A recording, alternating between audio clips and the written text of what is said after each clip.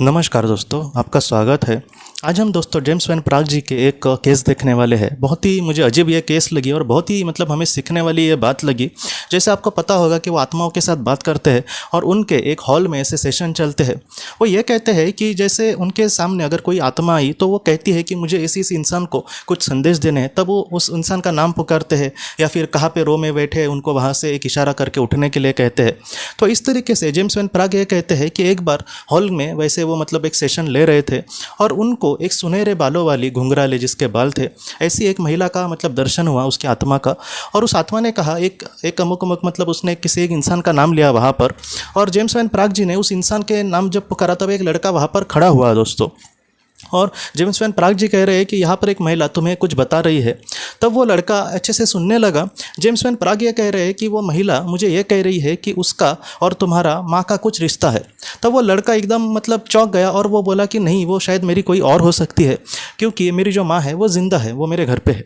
तो ये जो लेडी है वो कह रही है कि मैं तुम्हें बहुत प्यार करती हूँ, मैं कहीं ना कहीं तुम्हारे साथ हूँ और मेरा और तुम्हारा एक माँ का रिश्ता है।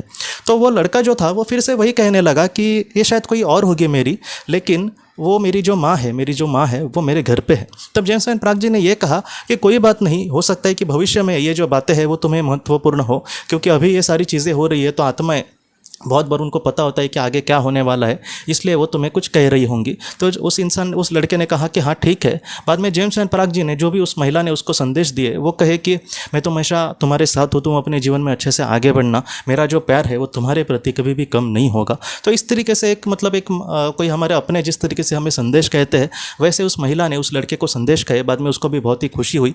बाद में वो शांति से बैठा दोस्तों, और बाद में वो जो लड़का था उसको भी कुछ समझ नहीं आया या कि ये ऐसी कौन सी महिला थी जिसको मैं नहीं जानता, या फिर जो मुझे इस तरीके से माँ के जैसे बात कर रही थी। बाद में वो जो लड़का था दोस्तों, वो जब अपने घर पे गया और उसने अपने माता पिता को कहा कि एक सुनहरे घुंघराले बालों वाली कोई एक महिला की आत्मा थी और वो मुझे कह रही थी कि बेटा तुम अपना ख्याल रखना, अच्छे से अपने जीवन में आगे बढ़ना।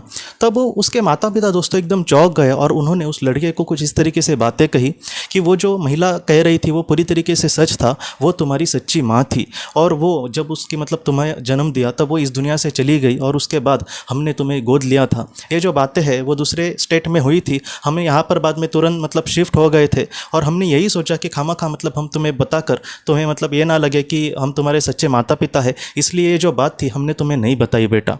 तो इस तरीके से वो पूरी तरीके से चौंक गया दोस्तों लड़का। और बाद में वो फिर से जेम्स वैन प्राग जी से वो मिला और उसने ये सारी बातें कही। तब जेम्स वैन प्राग जी ने भी कहा कि मैंने तुम्हें कहा था ना कि भविष्य में तुम्हें कुछ ऐसा ज़रूर पता चलेगा जिसका संबंध उस महिला से होगा, और देखो वो तुम्हारी सच्ची माँ थी। तो इस तरीके से सारी चीज़ें होती है दोस्तों।